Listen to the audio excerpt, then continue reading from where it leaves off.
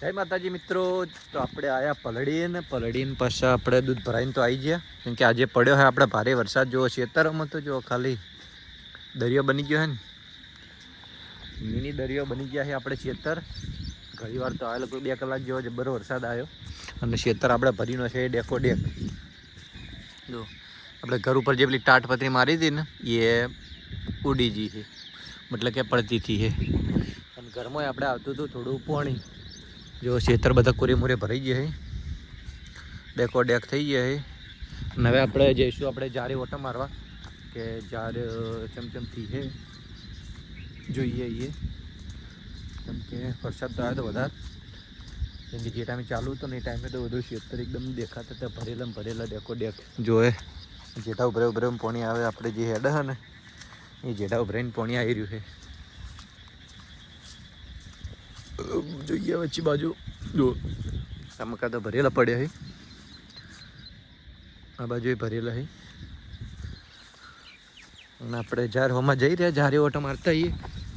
તમારે ત્યાં કેવો વરસાદ આવ્યો કમેન્ટ કરજો. વિડીયો જોતા હોય તો લાઈક કરો, ચેનલને સબસ્ક્રાઈબ કરો. જો આપણે કાલ મરચાંના રોપવા આવ્યા હતા, આજે તો સુકાઈ ગયા છે, કેમ કે વરસાદ આવી ગયો વધારે. જો મરચાં હાવ કે સુકાઈ જાય. અને જારમાં વધારે પાણી ભરવાનું નહીં, જેમ કે જેઠો પેલી મકા ફાડી નાખ્યો હતો એટલે પાણી જ્યું છે નીકળી. રસકા બાજરી આપણે પડી ગઈ છે. અને હવે હાલ તો કોરું કાઢ્યું છે, કોઈ વરસાદની શક્યતા લાગતી નહીં. જો આ બાજુ થોડો અંધારી રહ્યો છે. આજે આગાહી વગર વરસાદ આવી ગયો.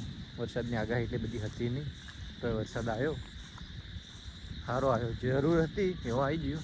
કાલે થોડો આવ્યો તો અને પછી હાલે આવી ગયો.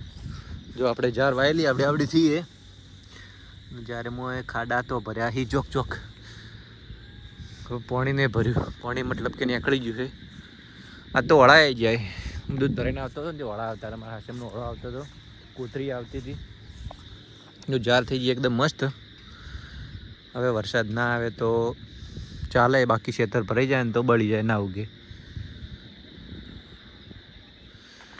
તો તમારી એ વરસાદ કેટલો આવ્યો કોમેન્ટ કરો, વિડીયોને લાઈક કરો. મળીએ આપણે બીજા વ્લોગમાં. જેમ કે હજી તો આપણે છે ને નાવું છે, નાહીને પછી કપડાં બદલાવાય, જેમ કે જ્યાં પલળી એટલે. તો ફરીથી મળીશું બીજા વ્લોગમાં. ત્યાં સુધી જય માતાજી, જય શ્રી રામ.